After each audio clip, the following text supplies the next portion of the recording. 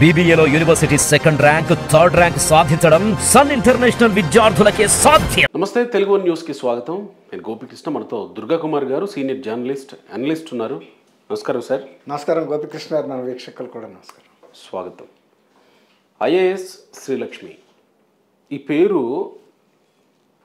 కావాలని తెర మీదకు తీసుకొచ్చి వివాదం చేస్తారో తెలియదు, కానీ లేదా ఆమె వివాదాల్లో చిక్కుకొని గత్యంతరం లేక తెర మీదకు వచ్చి ఇరుక్కుంటారో తెలియదు, కానీ ఎందుకో వివాదాల చుట్టూ ఆమె తిరుగుతారో వివాదాలు ఆమె చుట్టూ తిరుగుతాయో అర్థం కాదు. గతం అంటే దాదాపుగా రాజశేఖర్ రెడ్డి హయాం నుంచి చూస్తూ ఉన్నాం మనం. అంటే గత 15 ఏళ్ళుగా చూస్తూ ఉన్నాం. 15 ఏళ్ళు అంటే 20 ఏళ్ళుగా చూస్తూ ఉన్నాం. 20 ఏళ్ళుగా చూస్తూ ఉంటే వివాదాలు ఆమె చుట్టూ తిరుగుతాయో ఆమె వివాదాల చుట్టూ తిరుగుతుందో అర్థం కాదు. తాజాగా ఇంకొక వివాదం. తాజాగా ఏంటి, మచిలీపట్నంలో ఓ పార్క్ నిర్మిస్తే పార్కుకి సంబంధించి వాళ్ళ నాన్నగారి పేరు పెట్టుకొని విగ్రహం పెట్టుకొని ఆ పార్కులో పార్కుకి సంబంధించి నిధులు దుర్వినియోగం చేసి వాళ్ళ నాన్న విగ్రహం కూడా పెట్టేసి వాళ్ళ నాన్నగారి పేరు పెట్టుకుందనేది. ఈ శ్రీలక్ష్మి అనేటువంటి ఆమె నేపథ్యం ఏంటి అసలు? ఆమె ఎందుకు ప్రతిసారి ఇట్లా వివాదాల్లో ఇరుక్కుంటూ ఉంటుంది? శ్రీలక్ష్మి గారు, ఆమె ఎర్ర శ్రీలక్ష్మి గారు, ఆమె ఎంపిక అయినప్పుడు IAS బ్యాచ్లో ఆమె టాపర్ అండి. అంటే చాలా మెరిట్ అనేది మనకు అర్థమవుతుంది. ఆమెకి మెరిట్ అనేది పేపర్లో రాయటమే కాదు, సర్వీస్లో కూడా ఆమె చూపించాలి కదండి. ఆమె చేసే పనులు చాలా అనాలోచితంగాను, తర్వాత అవినీతి పరంగా కూడా అనిపిస్తాయి. ఆమె తెలియక ఇవి చేశారని మనం అనుకోవటానికి వీల్లేదు. ఏ ఫైల్ మీద సంతకం పెట్టాలో, ఏ ఫైల్ మీద సంతకం పెట్టకూడదో తెలియనంతటి అమాయకురాలని అనుకోలేము. ఓబులాపురం ఐరన్ ఓర్ కేసులో ఆమె ఓబులాపురం ఐరన్ ఓర్ కంపెనీకి మైన్స్ ఇచ్చిన తీరు, మైన్స్ శాంక్షన్ చేసిన సంతకం పెట్టిన తీరు చాలా వివాదాస్పదమైంది. చాలా తీవ్రమైన అవినీతి కుంభకోణం. అది దేశంలోనే ఉన్న పెద్ద కుంభకోణాల్లో అది ఒక కుంభకోణం. ఆమెకి దాని విస్తృతి తెలియకుండానే, దాని పరిణామాలు తెలవకుండా, ఎంత లాభం వస్తుందో తెలియకుండా సంతకాలు పెట్టిందని అయితే ఎవరు కూడా చెప్పలేమండి. IAS ఆఫీసరు అప్పటికే ఆమె సీనియర్, ఐ థింక్ 2008 బ్యాచ్ అనుకుంటా ఈమె. సరే, అప్పటికే సీనియర్ ఆఫీసరు. ఆమె ప్రిన్సిపల్ సెక్రటరీగా ఉన్నారు ఈ మైనింగ్ డిపార్ట్మెంట్కి, ఇండస్ట్రీస్ వాటికి సంబంధించిన సెక్రటరీ. ఆమె పెట్టిన ఆ ఒక్క సంతకంతో గాలి జనార్దన్ రెడ్డి గారి ఎస్టేట్, ఆయన సామ్రాజ్యం ఎంత విస్తృతిగా వెళ్ళిపోయిందంటే గనులు ఫారెస్ట్ ల్యాండ్లోకి వెళ్ళిపోయినాయి. ఇచ్చిన పర్మిషన్ల కన్నా ఎక్కువ తవ్వేశారు. ఇతర రాష్ట్రాల్లో కూడా వెళ్ళిపోయింది, కర్ణాటకలో కూడా వెళ్ళిపోయి తవ్వేశారు. ఆమె ఇచ్చిన అవకాశం అట్లా ఇచ్చింది, అంత వేగ్గా. దాంతో ఆమె ఆ కేసు విషయంలో జైలుకు కూడా వెళ్ళాల్సి వచ్చింది. చెంచల్గూడ, హైదరాబాద్ చెంచల్గూడ జైల్లో చాలా నికృష్టమైనటువంటి బాధలు పడింది ఆమె అనారోగ్యంతో కూడా. పిల్లలు కూడా వెళ్ళి చూడలేని పరిస్థితి, ఆమె రావద్దని కూడా చెప్పింది. ఎందుకంటే ఆ తల్లిని ఎవరైనా, మన తల్లి ఆ స్థితిలో ఉండటం ఎవరు కోరుకోలేరు. అందులోనూ ఒక సెన్సిటివ్గా పెరిగిన పిల్లలు ఊహించలేరు కదండి. ఒక సీనియర్ IAS ఆఫీసరు ఆ విధమైన జైల్లోకి వెళ్ళి ఉండాల్సిన పరిస్థితి తెచ్చుకుందంటే. కానీ ఆమె చేసిన నష్టం నిజంగా తర్వాత ఆమె ఆలోచించుకుంటే కూడా ఆమె ఎంత బాధపడాలండి. నేను రాష్ట్రానికి ఒక బాధ్యత గల అధికారిగా, ఒక మెరిట్ స్టూడెంట్గా ఉండి ఇంత రాష్ట్రానికి ప్రజల సొమ్మే కదండి అది పేద ప్రజలకు ఎంతమందికి ఉపయోగపడేది ఆ డబ్బు కనుక రాష్ట్ర ప్రభుత్వానికి వచ్చి ఉంటే. అది గాలి జనార్దన్ రెడ్డికి ఎంపైర్లోకి వెళ్తే ఆయన బంగారం సింహాసనం వేసుకుని కూర్చోటానికి పనికొచ్చి ఉండొచ్చు, లేకపోతే బంగారపు శానిటరీ ఫిట్టింగ్స్ వాడి ఉండొచ్చు ఆయన. అంటే ఒక అక్రమార్కుడికి సహకరించిందంటే ఆమె స్వార్థం అందులో లేదు, ఆమె పాత్ర లేదనుకుంటామండి. ఒక సుప్రీంకోర్టు సుమోటోగా ఆమెకి జడ్జి నోటీసులు ఇప్పించారు ఆ కేసులో. చాలా ఆధారాలు, రుజువులు ఉండబట్టే కదా CBI ఎంక్వైరీ జరిగినాయి. కానీ ఆమె అప్పటికి కూడా ఏమీ నేర్చుకోలేదనిపిస్తుంది.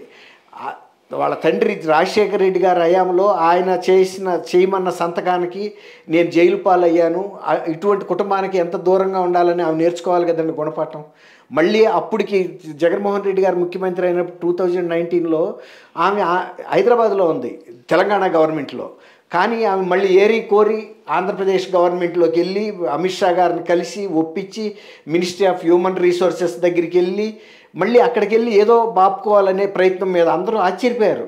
మళ్ళీ ఈమె ఎందుకు వెళ్ళింది అట్లాంటి పాప పంకిలంలోకి, ఇప్పటికే ఆమె అనుభవించింది ఆ కేసుల్లోనూ అని అనుకున్నారు. మరి ఆమెకి గతంలో ఏదో లాభసాటిగా జరగబట్టే కదా మళ్ళీ కూడా వెళ్ళి అక్కడ ఆయన కింద పని చేయటానికి వెళ్ళింది. వెళ్ళినప్పుడు మరి ఆమె అక్కడ చేసిన కొన్ని సంఘటనలు ఇప్పుడు మీరు అడిగారు. వాళ్ళ తండ్రి పేరు మీద 2,18,00,000 20 లక్షలు సరే అదేముంది, ఒక పార్క్ కట్టి అందులో ఒక వాళ్ళ నాన్నగారి విగ్రహం కూడా పెట్టిందంటే ఒక ఐఏఎస్ ఆఫీసర్కి, అంత సీనియర్ ఆఫీసర్కి తెలియదండి ఎవరి విగ్రహాలు పెట్టాలి, ఎవరి పేరు పెట్టాలి పార్కులకి. ఏదైనా స్వతంత్ర సమరయోధులో జాతి కోసం త్యాగం చేసిన మిలిటరీ ఆఫీసర్సో లేకపోతే అటువంటి త్యాగదనులు పేరు పెడతారు. కానీ అంటే యాక్చువల్గా ఇక్కడ ఏంటంటే కేంద్ర ప్రభుత్వం చెప్పింది ఉద్యానవనాలు పార్కులు డెవలప్ చేసి స్వాతంత్ర సమరయోధులు లేకపోతే ఆ పరిధిలో ఉన్నటువంటి చారిత్రక వ్యక్తులు, చరిత్రగాంచినటువంటి వ్యక్తులు ఎవరన్నా ఉంటే వాళ్ళ పేర్లు పెట్టుకోవచ్చు. ఈయన ఒక రిటైర్డ్ రైల్వే ఎంప్లాయ్ అంట. అవునండి, ఇంజనీర్. వీళ్ళ నాన్నగారు అవును, రిటైర్డ్ రైల్వే ఇంజనీర్. అవును, ఎర్ర నాగేశ్వరరావు. ఇప్పుడు రిటైర్డ్ ఉద్యోగులు అందరి పేర్ల మీద కనుక ఇట్లాంటివి పెడితే పని అప్పుడు పెట్టవచ్చు. కానీ ఆయన కూతురు ఐఏఎస్ ఆఫీసర్ అయినంత మాత్రాన, అందులోనూ ఆమె పురపాలక శాఖ కార్యదర్శి, ప్రిన్సిపల్ కార్యదర్శిగా ఉన్నంత మాత్రాన ప్రభుత్వ నిధులతో కట్టి వాళ్ళ తండ్రి పేరు మీద పెట్టుకోవటం అనేది ఆమెకి తెలియకుండా జరగలేదు కదండి. ఒకవేళ ఆమెకి ఉండేదేమో మా నాన్నగారి పేరు మీద ఇలాంటిది అట్లాంటప్పుడు సొంత ఫ్యామిలీ డబ్బు ఖర్చు పెట్టుకోవాలి. అది కూడా ఆ మున్సిపాలిటీని అడగాలి, ప్రభుత్వానికి కూడా రాయాలి. మేము ఈ పార్కు కోసం నిర్మాణానికి ఎంత ఖర్చు అయినా మేము పెడతాము, కానీ నిబంధన ఏంటంటే షరతు మా నాన్నగారి పేరు పెట్టాలి. అప్పుడు మున్సిపాలిటీ పర్మిషన్ ఇస్తుంది. అది కూడా మనంతటా మనం వెళ్ళి కట్టేయకూడదు. మున్సిపల్ కౌన్సిల్ రెజల్యూషన్ పాస్ చేస్తుంది, ఫలానా కుటుంబీకులు వాళ్ళ తండ్రి గారి పేరు మీద కడతానికి అడిగారు కాబట్టి మేము ఇందు మూలంగా ఇస్తున్నాం పర్మిషన్. ఆ డిజైన్లు ఎలా చేయాలో కూడా వాళ్ళే ఇస్తారు. అందుకని మనకు నచ్చిన తీరులో పార్కు కట్టి ఏదో తూతూ మంత్రంగా కట్టి పేరు పెట్టుకోవటం కాదు. అవసరమైతే ఆ నిధుల్ని వీళ్ళ అకౌంట్లో వేయించి ఉద్యానవన శాఖ ద్వారా చేయిస్తారు ఆ పనిని. అందుకని మన ఇష్టం వచ్చినట్టు చేస్తే పెట్టగలదండి. తర్వాత అదంతా కట్టిన తర్వాత ఈమందంట మా తండ్రి గారి విగ్రహానికి అయ్యే ఖర్చు పెడతానని చెప్పిందని అంటున్నారు. అది పెద్ద విషయం కాదు. ఒక 5 లక్షలు 3 లక్షలు అయితే అవ్వచ్చు, 2 లక్షలు. అది ఇస్తే మిగిలిన 2,18,00,000 ఎవరిస్తారు? అట్టా విగ్రహం మీ తండ్రి పేరు మీద అయ్యే ఖర్చునే నువ్వు పెడతానని చెప్పిందంటే అది కూడా ఇవ్వలేదంటున్నారు. సరే ఇచ్చింది అనుకుందామండి, ఇచ్చినా కూడా పెట్టడానికి పర్మిషన్ ఉండదండి. కానీ ప్రభుత్వ ఖర్చుతో ఆదేశాలు వచ్చాయని అక్కడ లోకల్లో ఉన్నటువంటి అధికారులు హుటాహుటిన అంతా చేసేసారండి. వాళ్ళు చేస్తారు సార్. ఇప్పుడు ప్రోటోకాల్ ప్రకారం ఇప్పుడు ఈమె IAS officer, senior IAS officer sir.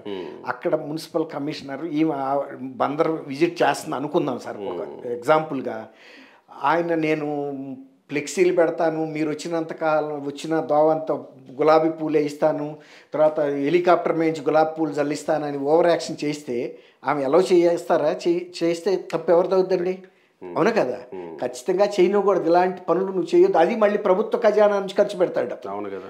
పెట్టినప్పుడు నేనేమన్నా రాజకీయ నాయకుడిని అయినా కూడా నేను ఒక ఆఫీసర్ని, నా డ్యూటీకి నేను వస్తాను, ఇట్లాంటి ఓవర్ యాక్షన్లు చేయొద్దని చెప్పాలి కదండి. అంతేగాని ఆ గ్రీన్ దీని ద్వారా అండి అమృత్ పథకం ద్వారా ఖర్చు పెట్టారు ఈ నిధుల్ని. కేంద్ర ప్రభుత్వ నిధులు, కొంత రాష్ట్ర ప్రభుత్వం కూడా ఉండొచ్చు. ఏదైనా అది ప్రజల నిధులే కానీ ఆమె సొంత ఫ్యామిలీ నిధులు అయితే కాదు కదండి. అట్ట కొంతమంది పార్కులు కట్టిన వాళ్ళు చాలా మంది ఉన్నారు. మా సొంత ఊర్లో కూడా స్థలమే ఇచ్చాడు ఒక ఆయన. ఆ రోజుల్లో మామూలు కుటుంబీకుడు స్థలం ఇచ్చి పంచాయతీకి ఆయన కండిషన్ పెట్టాడు, అయ్యా నా పేరు పెట్టండి అని పెట్టారు. అట్టా చేస్తారు అంతే తప్ప అసలు అందులో ఏమీ లేదు, మీ డబ్బులతో కట్టండి, మన తాతయ్య విగ్రహం తెచ్చి నేను అక్కడ పెడతానంటే మీ తాతయ్య ఎవరు, లేకపోతే మీ తండ్రి ఎవరు? ఆయన ఒక రిటైర్డ్ ఇంజనీర్ అవ్వచ్చు, మీ ఇంట్లో మీరు పెట్టుకోవచ్చు, లేకపోతే మీ బిల్డింగ్ మీద మీరు టాప్ బిల్డింగ్ మీద పెట్టుకోవచ్చు, తప్పులేదు. పబ్లిక్ ప్రాపర్టీలో పెట్టకూడదు. ఇప్పుడు ఆమె ప్రిన్సిపల్ కార్యదర్శి అవ్వచ్చు మున్సిపల్ శాఖకి, బందర్లో ఒక కోడల్లో పెడతానన్నా కూడా ఒప్పుకోరు. ఎవరన్నా ఆయన స్వతంత్ర సమరయోధుడు, ఇంకేదన్నా మొన్న ఒక ఆఫీసర్ చనిపోయాడు కదండి మన నల్గొండ జిల్లా కల్నల్ ఒక ఆయన కల్నల్ సురేష్ కల్నల్ అట్లా ఏదైనా దేశం కోసం త్యాగం చేసి ఆ ప్రాంతీయుడు అయ్యి ఉండాలి.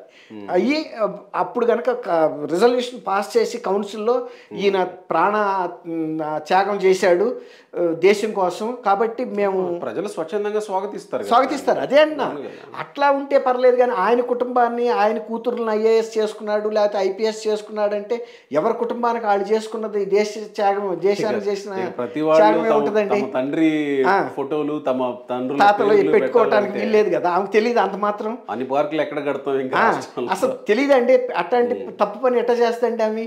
ఖచ్చితంగా ఆమెను అసలు బుక్ చేసి జైల్లో కూడా పెట్టాలి. పిచ్చి పని చేస్తాయి ఖచ్చితంగా అండి. అది ప్రభుత్వ ధనాన్ని వాళ్ళ స్వార్థం కోసం దుర్వినియోగం చేసిన అంత గ్లేరింగ్ గా కనపడుతుంటే ఆమె బయట ఎందుకు ఉంచాలండి? ఎవరి డబ్బులండి అయ్యి?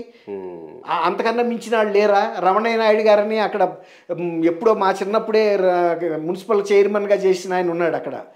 అట్లాంటి వాళ్ళు అంటే పెట్టొచ్చు. లేకపోతే పట్టాభి సీతారామయ్య గారు లేడా బందర్ ఆయన విగ్రహం పెట్టాలి. ఆయన పేరు మీదే అట్లాంటి నిర్మాణం లేనప్పుడు ఈ ఎర్రా నాగేశ్వరరావు ఎవరండి? కోనికిసుక గొట్టమే ఒక మాటలో చెప్పాలండి. చెప్తున్నా ఎందుకు అనకూడదు సార్? ఎవరండి ఆయన? ఎవరు? నేను పౌరుణ్ణి, నాకు సంబంధించినంత నాకు స్వాతంత్రం ఉంది. 2,18,00,000 ప్రభుత్వ డబ్బుతో పెట్టి వాళ్ళ తండ్రి తాతది పెట్టుకుంటే ప్రజలు అట్లాంటి వాళ్ళు ఎంత క్రిమినల్ యాటిట్యూడ్ ఉండాలండి ఆ మనిషికి?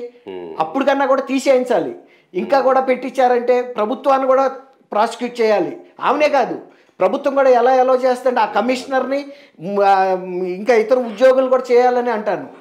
తప్పే ఉంది సార్. మనకు అంత మాత్రం స్వేచ్ఛ లేకుండా భయపడి ఎందుకు బతుకుతాం? స్థానిక ఎమ్మెల్యేలు మంత్రులు కూడా ఉన్నారు కదా సార్. ఉండారా? ఏముందండి, వాళ్ళు ఎంత తాళ్ళు అర్థమవుతుంది కదా. వాళ్ళు ఇప్పుడు పేరు నాని అండి, ఆ రోజు ఎమ్మెల్యే మినిస్టర్గా ఉన్నాడు. ఆయన చెప్పొద్దు పోనీ వాళ్ళ నాన్నగారు పేరు పెట్టినా అదొక రకం అండి. పేరుని కృష్ణమూర్తి గారు ప్రజాప్రతినిధి, ట్రేడ్ యూనియన్ లీడరు, ఆ ప్రాంతంలో విలువ ఉంది. ఆయన మనం అనలేము ఆ మాట.